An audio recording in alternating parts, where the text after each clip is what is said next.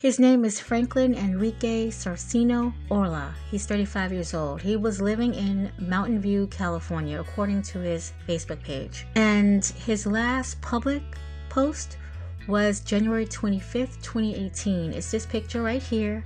That's what he used. And I believe in this picture, he was trying to leave this as evidence behind. I really do. I covered several stories like this by the DJ Jason Pope out of South Carolina, who had slept with those 600 black women intentionally, giving them AIDS or trying to give them AIDS. So I was wondering, what was Franklin? Was Franklin Orla, was he doing that too? They're saying that it's up to 60 men that he had slept with. He would drug them. He would give them something to drink. These men would fall unconscious and he would be sexually assaulting them. He was a barber and he met a lot of these men, I guess in clubs, but a lot for the fact that he's a barber. So men come to see them to get their hair cut. So he was doing a lot of these kind of things. Facebook page, these pictures I'm showing, some are very questionable, but this is what he was doing. Now, mind you, it was 10 years or better. So he might look definitely a little bit younger in these pictures, a little bit different, but we don't know how long. They say that they don't know how long. He was diagnosed with HIV is what he has. They don't know how long he's had it, but he's been infecting men for quite some time. So I believe when they find out, that's how they get their revenge back. They try to give it to everybody. We know that. And HIV and AIDS is still here. Yeah, they have those medicines that have their issues with it. I'm not going to even speak on the medicines, but this is what they do when they find out that they have that.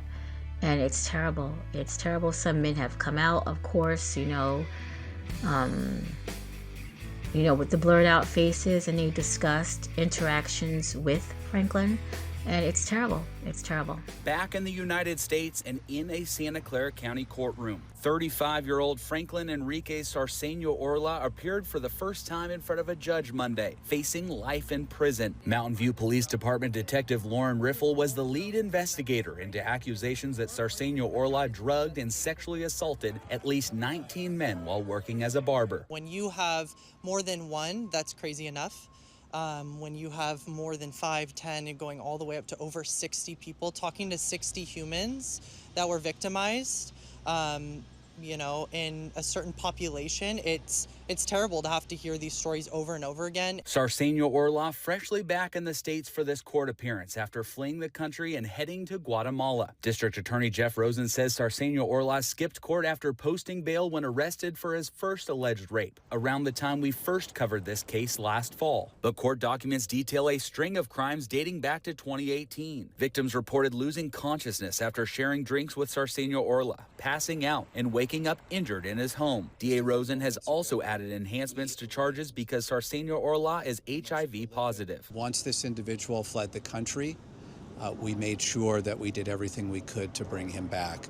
We don't forget. Sarceno Orla operated a home barbershop within his apartment in Mountain View. Some of the men were his clients around the time they were assaulted, according to prosecutors. Others were men he met in local nightclubs. Mountain View Police Chief Michael Canfield applauds survivors for coming forward to help solve this case. In my career, in almost 27 years, I have never seen a case like this, with this scope, with this breadth of impact on our community. With this arrest, our community is safer, and our victims know that there is justice that they can seek. Sarceno Orla will remain in custody this time around after a judge ruled no bail allowed. His next court appearance will be in January.